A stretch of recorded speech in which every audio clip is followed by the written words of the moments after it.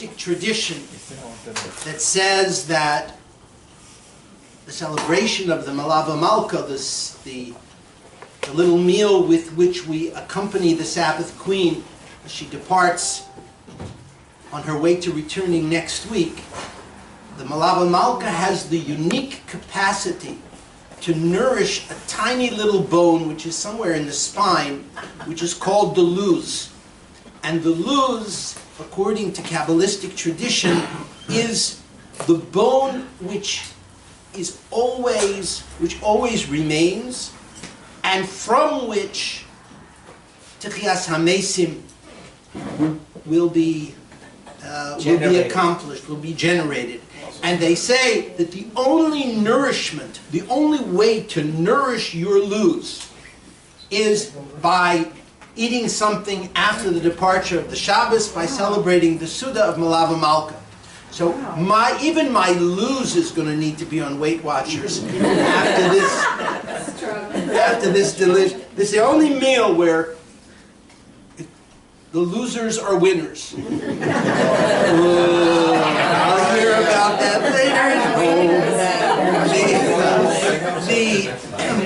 This is a particularly happy Malava Malka because it gives me an opportunity to illustrate a principle which I have long held, and that is the magical cross-pollination of brachos. I will illustrate. Tonight, we have the confluence of two very happy events, two great smachot. First, our dear friends, Herb and Rena Osabel, who have been faithful regulars in our circle of learning, are celebrating the arrival of their new grandson, their children Shira and Moshe, a little boy who carries Herb's father Zelig's name. So he's a very special little prince in Israel. And so they did all the sort of the core foods. Now every meal goes from soup to natsur and from soup to desserts. And so from the soup leaping to the gorgeous desserts, well, they are associated with another wonderful simcha. And that is, we mentioned in the past, but now we have a real occasion, and better yet, we have the young couple.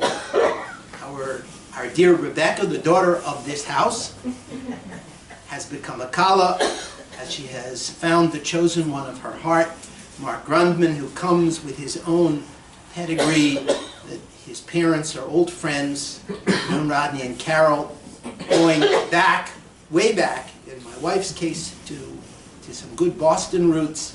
And I knew quite a few of Mark's grandparents, particularly his grandmother, Mrs. Grundman, was very close to me and was one of my Tuesday ladies for a long period of time. And so to know that someone I have watched grow up and have always had a special, tender place in my heart for, has chosen so wisely and has found such a wonderful young man with whom to build their lives is a great joy for us, and of course gives us an opportunity to wish Mazel Tov to Sharon and to our dear Sonia. However, I have yet to illustrate my principle. You see, in the world of illusions, people are competitive. You know, if one person is celebrating a simcha, they say, "What are you? This is my celebration. What are you coming in? I'm going to do it." As if there was a zero-sum game and you only got half as many mazel tovs because you shared. Punkt verkehrt. Punkt verkehrt. Because in addition to all of the good wishes that each receives, each simcha reflects to the other a special bracha. And so we have a little boy who has just begun his journey, and everyone is going to say to his parents, "L'Torah, l'chuppah, l'masim tovim." And if you're talking about the hope of a wonderful match for this little fellow, when the time comes, what better illustration could you have than this sweet young couple who have found one another? And when we wish them the privilege of building a Bayis Ne'eman b'Yisrael, what better wish could we offer them than the hope that someday they will be privileged as well have people wishing them la Torah l'chuppah l'masim tovim on the future generations of children and grandchildren. I think ahead. So I invested in Apple computers in 1962. Even Steve Jobs hadn't thought about it. So I believe moving way ahead. In any case. Rabbi, you want to cheer? No, I think I'm gonna stand because I like seeing the back of this. If that's all right. Am I annoying standing up? No? Okay. Let's get down to work. First, of course, thanking Sharon as always for making this home a Makom Torah and a place where so much love has come and so many individual expressions of devotion to study. And I think the last time I neglected to mention the SDC, and Mark and Mindy are on the other coast, but the plucky generosity of this little minion, this little sub-community in offering as large an umbrella as we could ever hope, for as much Torah as we have time to prepare and teach, is something that I will always be grateful for, and I'm very proud to be associated with them. Okay, now to work. Last week we began the first of 3 investigations of the saga of Samson. Not quite, I'll get there. Samson, as you will recall, comes at the end of the book of Judges, but as we mentioned last week when we began this journey together, Samson is really an anomaly. He is really almost a book unto himself. He doesn't function according to the normal principles, and he doesn't function within the normal context. Just for those who weren't here, mentioned that the norm in Shoftim is the people misbehave. God sends some form of disturbing persecution.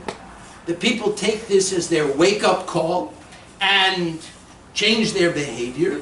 They do tshuva, and the response to the people's repentance is that the Almighty sends along a redeemer, some hero. And these redeemers are, in a sense, writ small. They're contained characters with short periods upon the stage of Jewish spiritual history, but they're also very important because many of them offer elements that will later be developed more fully in subsequent figures. So remember that the Tanakh is always simultaneously a book of history and a book of literature, by which I mean that just as in history, in literature, themes and symbols take on a life of their own, and they move through a kind of a literary ether and are developed subsequently, the same thing happens in the stories of the Tanakh, even as the same characters are, we believe, actual figures in history. So if you will, it's a kind of a literature extracted from the stuff of history. So it is simultaneously true and symbolic and suggestive. Okay, so the life of Samson. Now, we suggested last time that we would deal with Samson in 3 phases. Last time we spoke about chapter 13 in the book of Judges, which is the prequel, by which I mean it is almost exclusively devoted, except for the last verse or so, exclusively devoted to events that take place before Shimshon is even born. The instructions to his parents, his father's response to the Malach, to the angel who comes to give the news, the problem of the anonymous mom, which we began to deal with last week. And where the 13th chapter ends is with this notion of a young man beginning to come to awareness and some kind of a spirit beginning quite literally to clang in him, like the clanging of a bell, because that's the verb that the Tanakh uses, that the Navi uses. There's a kind of a restlessness in him which derives from something higher, a sense that he has a destiny. Now, I might point out here, before we just briefly review the story that is going to be our next chapter, a very interesting, perhaps pairing between an approach taken by an important commentator, namely the Abarbanel. The Abarbanel, remember where he's coming from. He's moving from Spain to Italy. He is at the high tide of the Renaissance. And so, books like The Courtier by Castiglione are around, and people took the education of princes extremely seriously in the Renaissance. And so he sees Samson really as a wasted opportunity. Namely, someone who has a great deal of natural talent, natural energy, charisma, but one who receives almost no guidance whatsoever.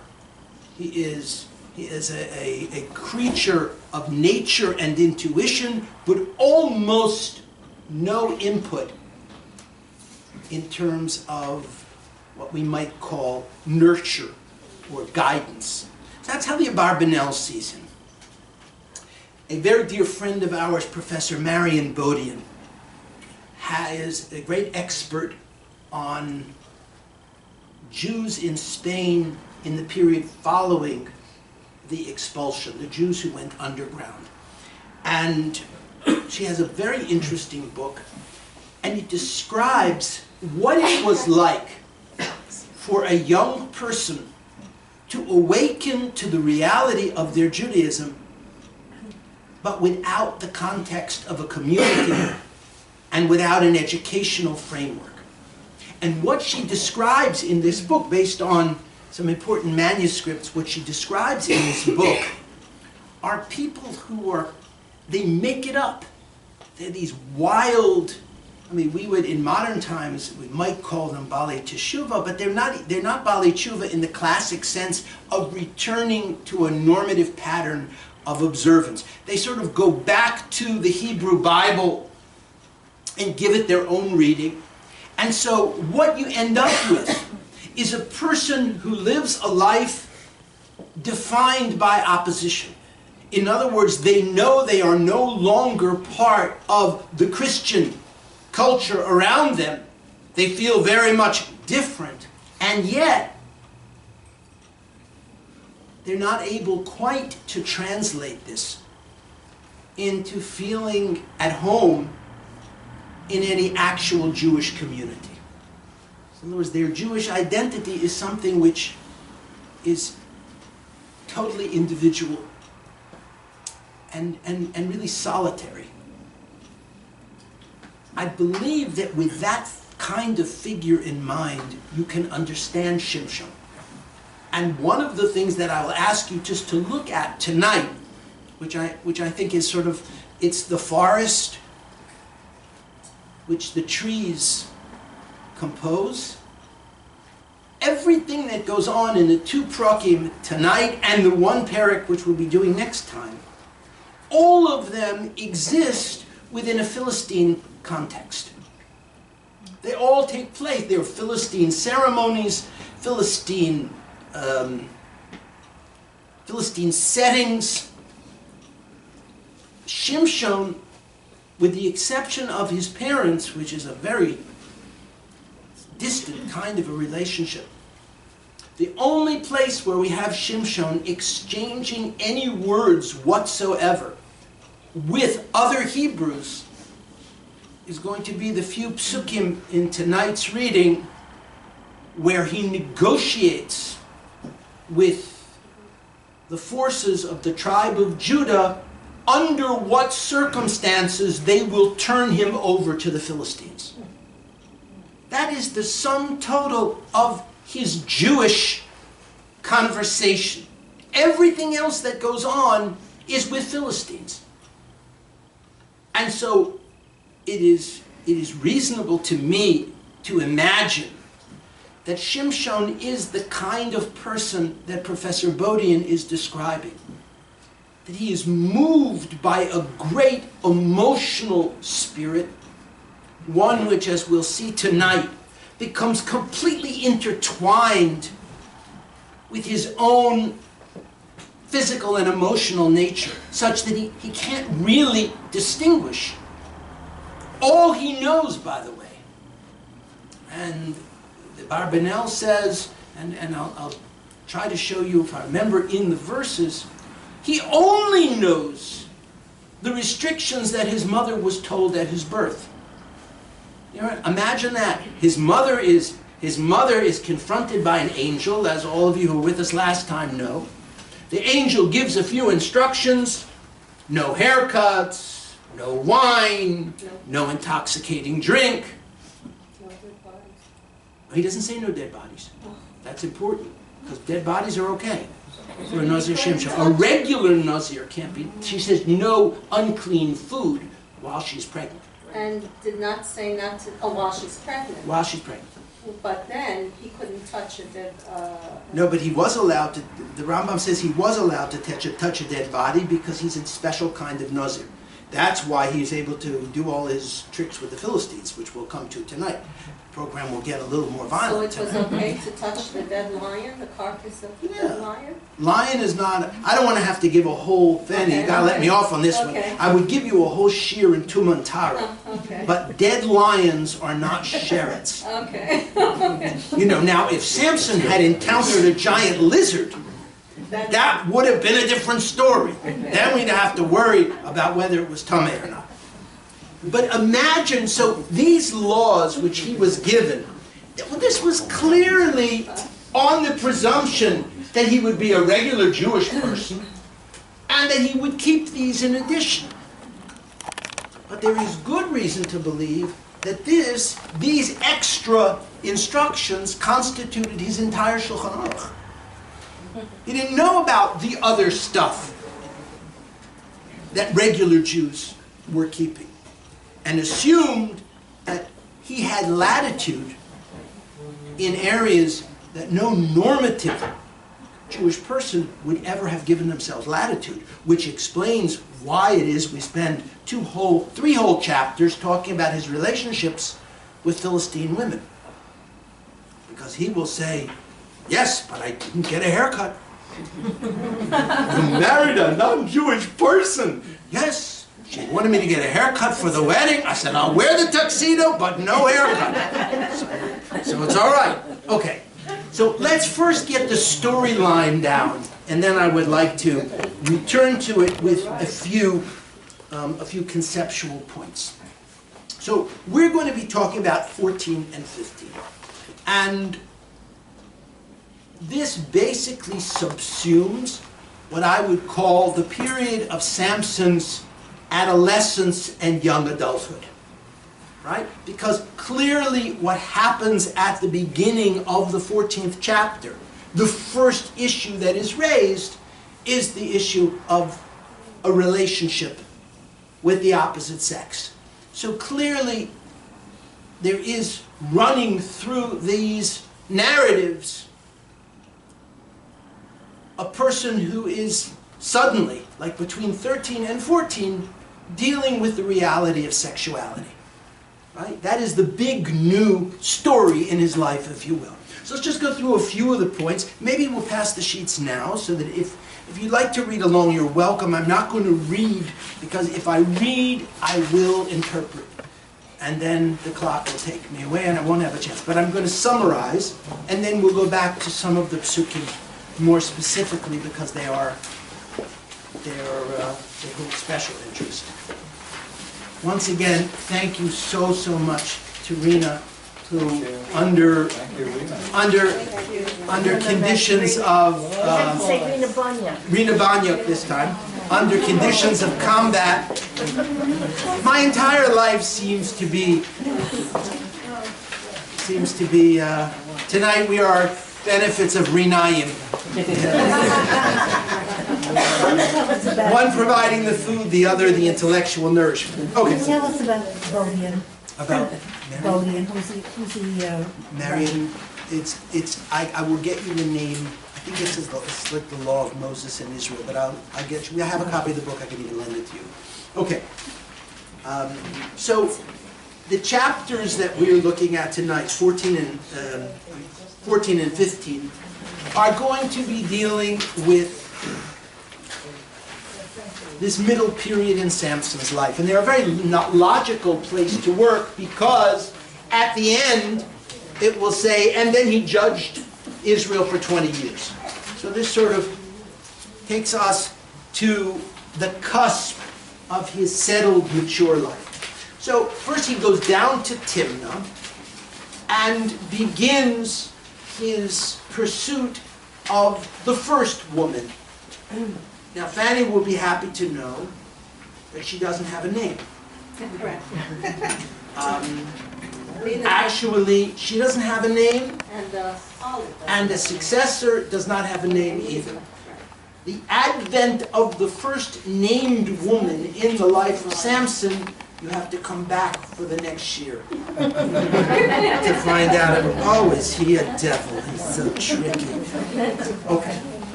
What you will note here is after an entire prequel of instructions to his parents, that his parents have already become marginalized. There's much that goes on throughout the chapter, and the Tanakh makes the point of saying, and he didn't tell his parents about it, and his parents didn't approve, and he didn't care. He said, I want to do it anyway. So his parents immediately function only as, I guess you could say, puppets. When he needs a parental figure for the sake of a ceremonial occasion, so he sends his parents or his father to represent him in his Philistine negotiations, but he is completely in charge. Now on his way, after this business is moving toward negotiation, there is the famous confrontation with the lion. Samson meets the lion, and he tears the lion to pieces with his bare hands. Now, bare hands is an important theme to keep in mind. Bare hands and his other great weapon, which is going to be the jawbone of the ass, right? Later on in the next chapter. What do bare hands and jawbones have in common? Well, there will be other symbols, but remember, anybody remember, I don't expect you to, anybody remember our discussion about Deborah and Barak and their war against the Philistines? Do you remember why the Philistines were such an overwhelming threat? Part of it had to do with the technology of metallurgy, which the Philistines had. The Philistines were great chariot makers. This technology was as yet not something that the Hebrews possessed. As a result, the Philistines were considered to be an irresistible foe. People didn't even imagine it. So Samson is the first symbolic actor who is going to approach the Philistines without the use of metal. He's going to use bare hands. He's going to use the jawbone of a common creature, and these are going to be his weapons. However, he is going to wield them moved by the Spirit of God, and in his hands they become dominant, way beyond what the Philistines can do. Perhaps foreshadowing the young shepherd who brought down the Philistine giant with a few pebbles from the brook. Okay? So we're talking about the spirit meeting the technology. And so these symbols of conflict are going to be quite important. Now he leaves the lion there, in the vineyard, and it is inhabited by Bees. a swarm of bees. And they have time to inhabit it and to make their hive there and put in and create a honeycomb. He comes to the Philistines, and 30 companions connect themselves to him. That's kind of an automatic guest list. You know, you can imagine some poor guy, maybe lo aleinu v'lo aleichem. I'm sure that there were people who came out of the concentration camps and came to their weddings with no one. And so I guess if they were in a community or a yeshiva, or maybe the friends of the bride's family would supply 30 friends for the groom who would make him feel complete. So here comes this solitary Hebrew. He makes a shidduch with the girl in Timnah, and he is supplied with 30 friends. And at this point, Samson offers his famous riddle, right? And the riddle is based on the carcass of the lion with the bees inside of it. Now you're going to ask, this seems incredibly random. Comes and he kills a lion, he happens to be the only person who knows about it, he runs across it, there's bees in it, all of a sudden it becomes, how are they supposed to guess this riddle? And what did you say? Sure? Did you say something? I heard something. What's this whole riddle thing about? It seems so arbitrary, and it seems impossible, and it's hard to understand how it moves the story along, or even how we are to see it used in Samson's greater project. But we'll come back to that. So he offers them the riddle. I bet you can't guess this. And he offers them, as the stakes for the bet, 30 winding sheets and 30 changes of clothing. Now, what you really want to remember here, Stanley, I want you to remember this. In the ancient world, textiles were sometimes more precious than gold, because the number of processes that you had to do in order to create thread, and then to weave it and create cloth and to sew it, text and to dye it, it was extremely, extremely precious. So when you talk about 30 changes of clothing, that means 30 complete outfits, you're talking about a vast amount of money. Right? So he makes the stakes of the bet very high, and they accept the bet. And then, of course, what do? They coerce his wife. And this is really one of the most disturbing moral pieces of the story, because she is threatened that she and her father's house will be burned down if she doesn't get this information out of Samson. And then subsequently, she and her father are blamed on the other. It's hard really to understand what would have been a good move for this poor girl who was caught between, two terrible eventualities. In any case, she wheedles the answer of the riddle out of him, and the Ralbag says that she actually applied extortion in their intimate relationships, knowing that he was a person of great physical impulse, and that she denied him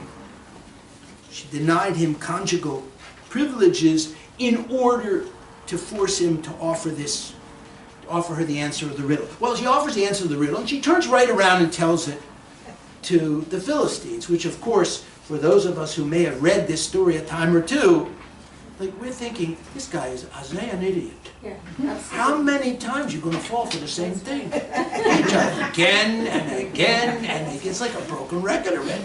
But this is the first one.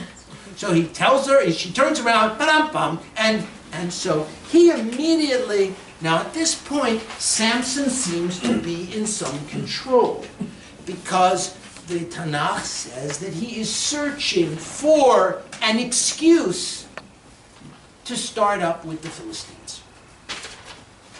And indeed, he says to them, had you not plowed with my calf, you wouldn't know the answer to the riddle.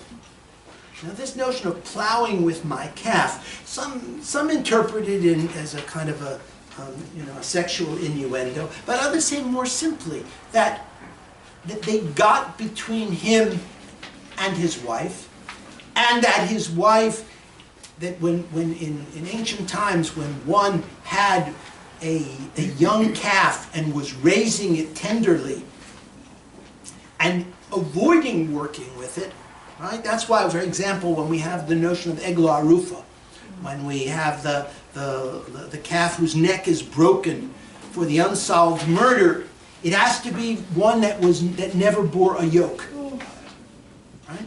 So he said, you basically ruined my relationship with my young wife. And so he repays the bet. But he repays the bet by going down to Ashkelon, which was a great Philistine metropolis, and basically killing 30 people and taking their garments and saying, here, the debt is paid up. So the question is a very interesting question. You might not have thought about it. Why is it important that he went down to Ashkelon? So one of the approaches which is taken is a very interesting approach to Shimshon in general is Shimshon was extraordinarily careful to avoid what at later points in Jewish history would be a terrible menace, and that is group responsibility. He made sure to do what he did in a way that only he would be blamed, that crazy Samson, and that the Philistines would not come for reprisal to the established Jewish community.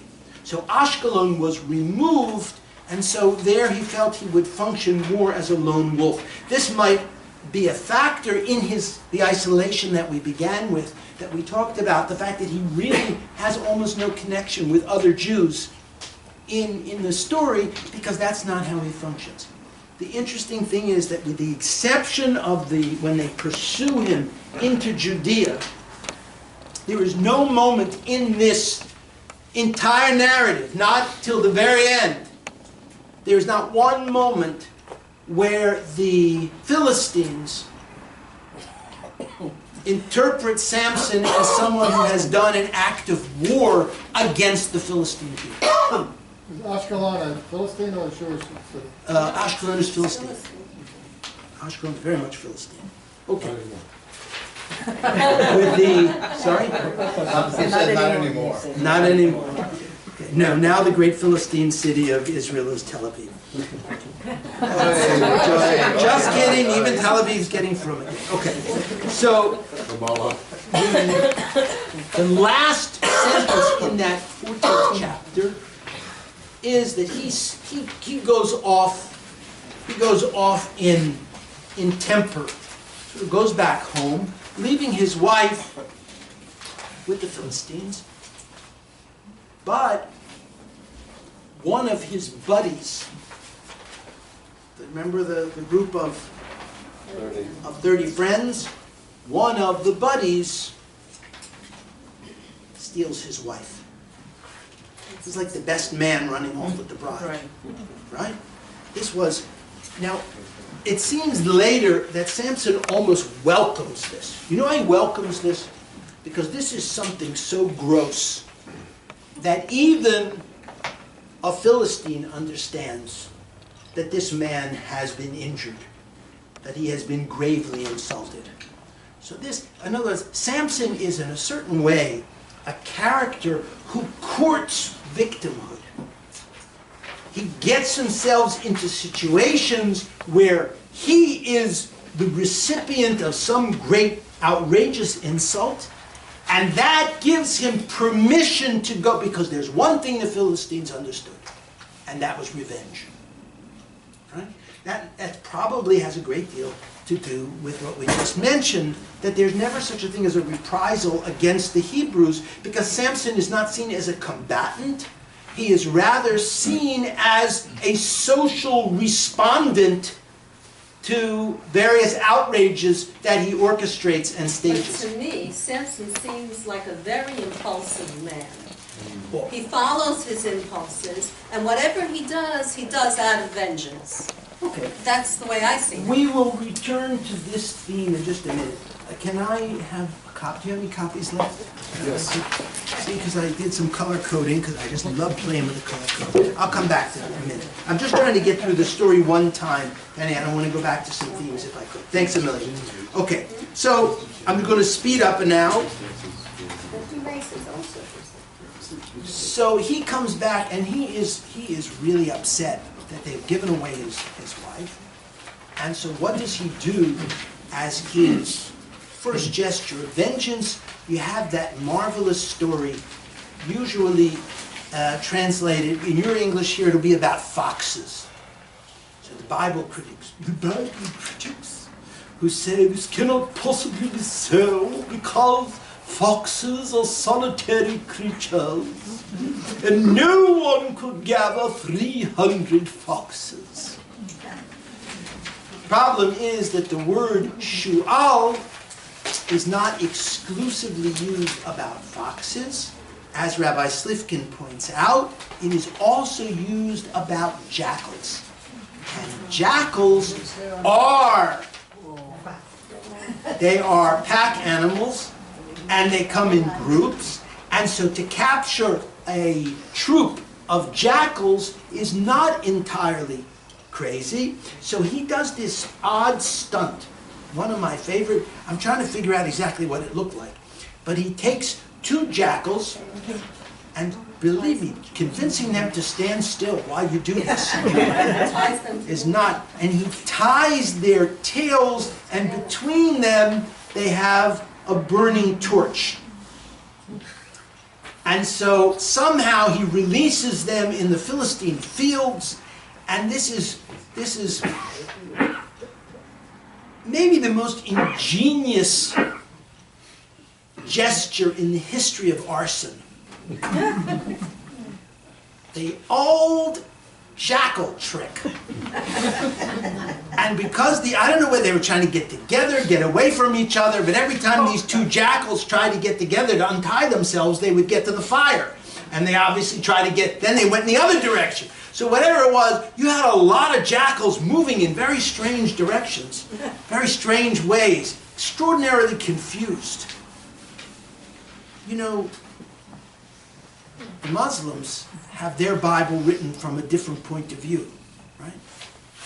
I'm just wondering if somewhere, if there was a version of the Jackal Bible. I would love to know how the jackals recorded this story, because it is extremely hard for me to exactly picture. In any case, so that gesture brings on the Philistines, saying, "What's the matter with you?" And he says, "Well, I was outraged because they gave away my wife." So what did they do?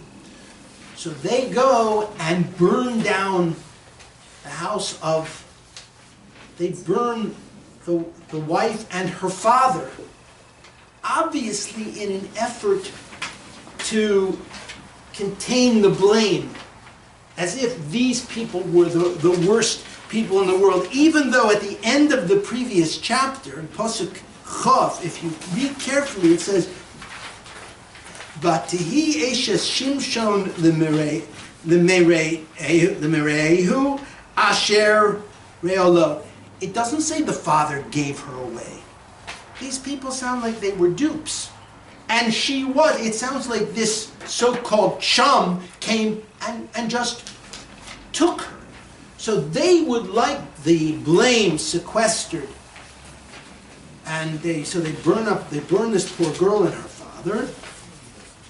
And then, for some reason, in some kind of logic, Shimshon goes really crazy. And that's where he seems to murder the entire group of Philistines who were involved in this retribution to the wife and her father. And that could be because he loved the wife. It could be because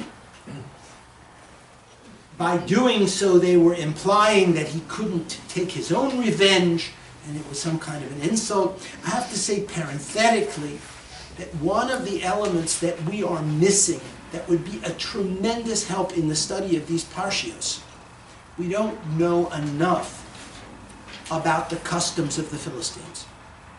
Understanding what was normative, both in terms of marriage arrangements and in terms of codes of vengeance among the Philistines, would be extremely important. That's the missing piece, because Samson clearly understood them clearly, because he seems to have stayed within the code.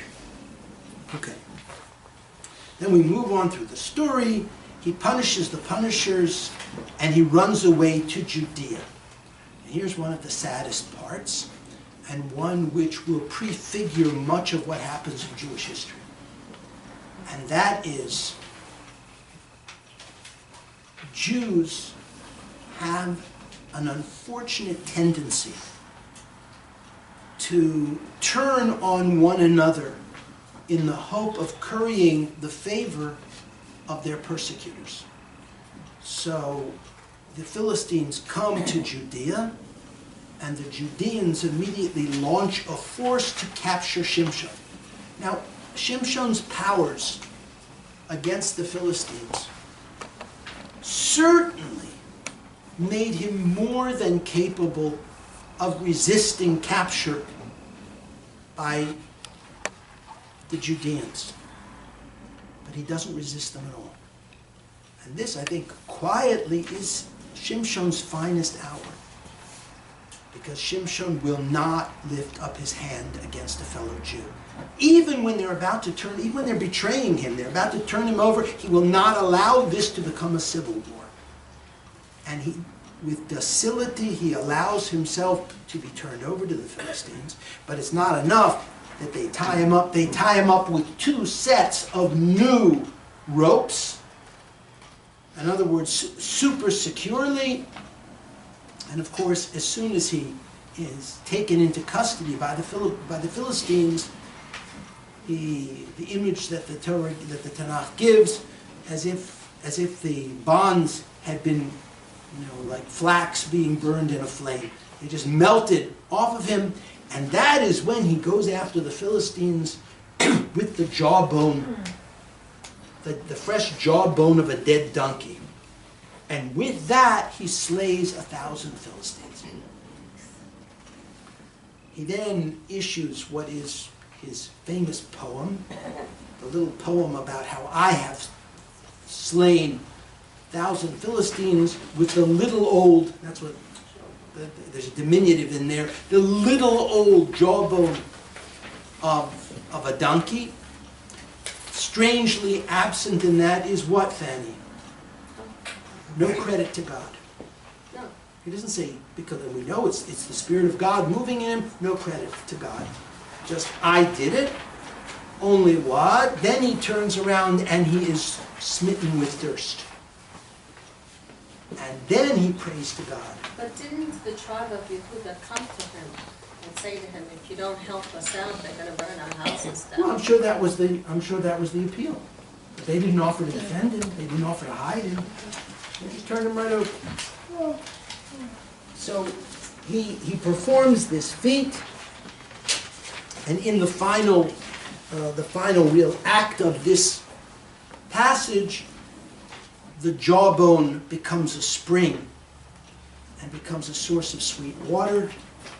And out of a machtesh usually means a crater, but it means the socket, the tooth socket. There comes a spring, and fresh water, this instrument of violence, becomes a source of water. Okay, now I'd like to go over a few. Now that you have the structure, I'd like to make some important points. First of all, as as Fanny has pointed out, the life of Samson at this point is really, and let me just say this a little differently. He is a remarkable character because whereas in characters that we have seen heretofore, there is a kind of a basic outline of their standing in life, their history, their biography, and then the mission takes over. Shimshon is a character for whom the most fundamental elements of being human are in a kind of a swirl with his sense of mission. Shimshon's sexuality is here. I highlighted some things in red. Kach osali li isha, take that woman from me. Kach li ki yishara ba'inai, take her. They're in red. Take her because she's right for me. Vayelech haloch ve'echol, when he discovers the honey in the lion's carcass, it's just such a wonderful image. He doesn't even stop walking. He's like a barbarian. He just picks up a honeycomb.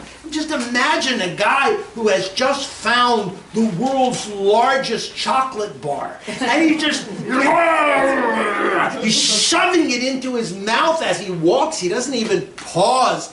There's a feral quality in Shimshon, almost like a human being who has returned to wildness, right? But at the same time, there is this Ruach Hashem, the Spirit of God, and indeed, it's quite interesting. The Barbanel says the symbolism of the lion is sent to warn him, you are entering forbidden territory on your way to your wedding with his first Philistine woman, and he meets the lion and tears him to pieces, and the Almighty says, all right, all right, Gesundheit, do whatever you have to do. But it comes about, it's almost as if God follows him around and helps him turn these impulses in a direction which will elevate them in some sense. The lion is a symbol of Judah? Interesting, no one talks about. No one talks about that. But what they do talk about is that the lion is a symbol of the solitary hunter. That is one of the lion is as this, the king of beasts, so to speak. That Shimshon is the lion and the lion is Shimshon. And so their confrontation is to draw attention. Now it is very interesting, as I speak about this feral quality, these chapters return again and again to animal imagery. Now here you'll notice something that really takes you through, especially through the books of the Nevi'im. Nevi'im tend to function using the metaphors which are familiar to them. So you'll find metaphors that are taken from the temple, and you'll find metaphors that are taken from agriculture, right? The world of Shimshon is, in a certain sense, the most animal-filled. The most animal-filled world. We go from the Kfir Arayos, from the lion, and it says even when he splits them apart, it says Keshes HaGedi, like pulling apart a lamb, and then it is the Adas Devorim, the flock of what's the expression? Swarm of bees. And then he says when he accuses them of what they've done, you have threshed with my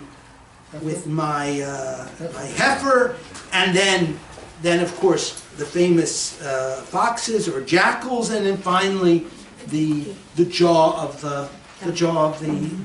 of the ass. And you get a sense of a person whose world is a world of animal behavior.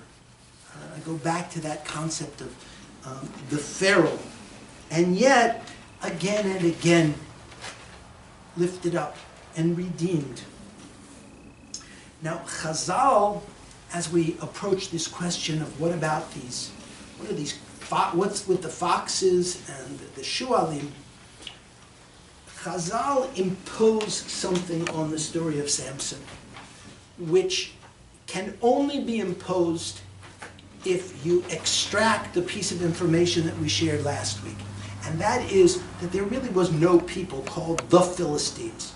Philistines described a whole group of people who over hundreds of years periodically came from the Mediterranean and settled in various parts of Eretz Yisrael, the coast, a little further interior. However, if you understand the Plishtim, the Philistines, as one discrete group, then it means things which happened with the Philistines in the time of Avraham Avinu are still relevant to the Philistines that exist in the time of Shimshon. Why is that important? Because it took me a while to dig this out. I knew that what I was missing with these foxes or jackals, whatever they were, I knew what I was missing was a piece of Pliny. Pliny was the great natural history source in the ancient world. What the old bestiaries say about foxes or jackals, whichever the species is that they are famous for being able to backtrack. What's pshat? So the way it's described, they're not very big. So when they fear that they are being pursued, they will walk backwards in their own footprints until they come to a place of like stone which no longer makes an impression of their tracks, and then they turn and they run away. So the idea is that the person tracking them is going one way, but they are going the other. So that's what obviously the Gemara in Sota has in mind when it says that he chose these because these are animals that back out. And they are symbols of what? They are symbols of people who do not keep their word, because Avimelech promised Avraham that he would never move to harm the children of Abraham. And so the larger context in which Chazal understood Shimshon was as people who were in flagrant violation of this larger covenant. And so what does he do?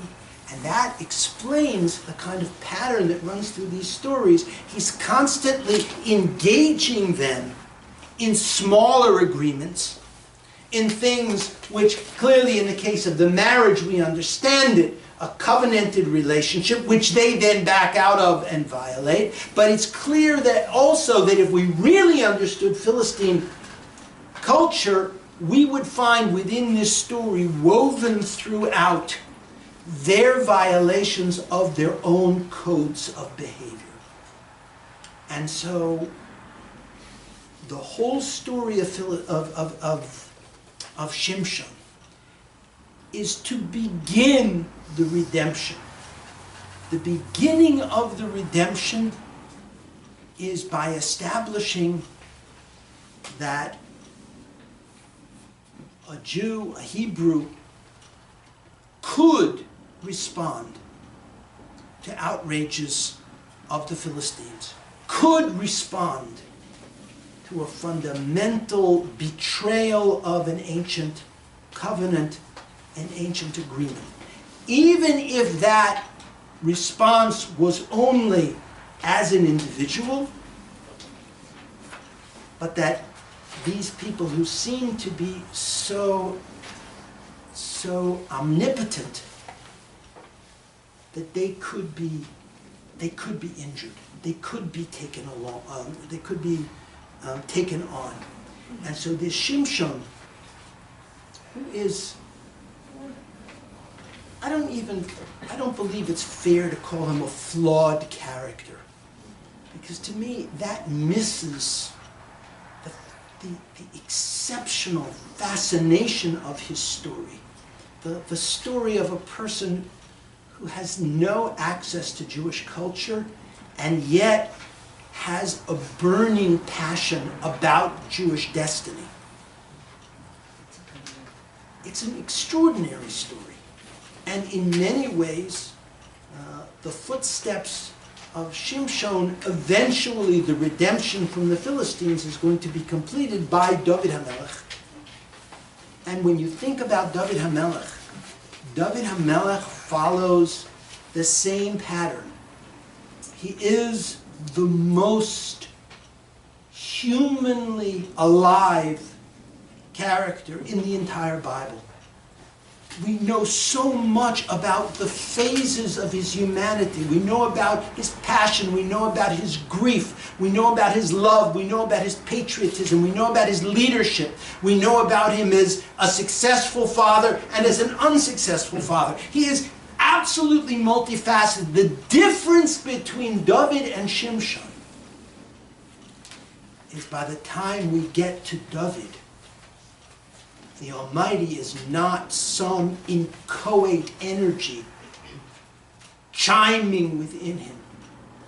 HaKadosh Baruch Hu is the structure in which he experiences all of the aspects of his humanity.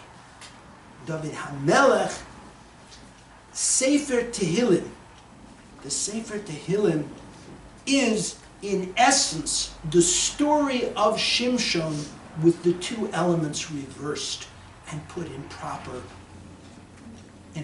order, in proper priority, where the relationship with God teaches someone how to be human.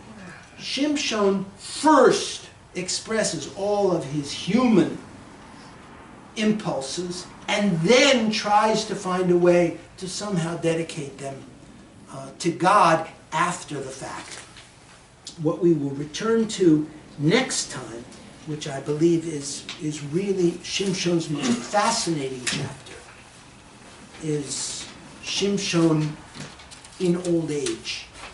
Shimshon facing mortality and limitation, and in essence, the results of a life lived impulsively.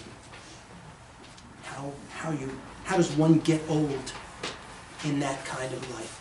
So we look forward to sharing the last Shimshon installment with you. What's the date? Next Sunday. A week from tomorrow. So you have a week to study and bring your questions. Thanks everyone, and Mazel Tov, and Mazel Tov. Thank you.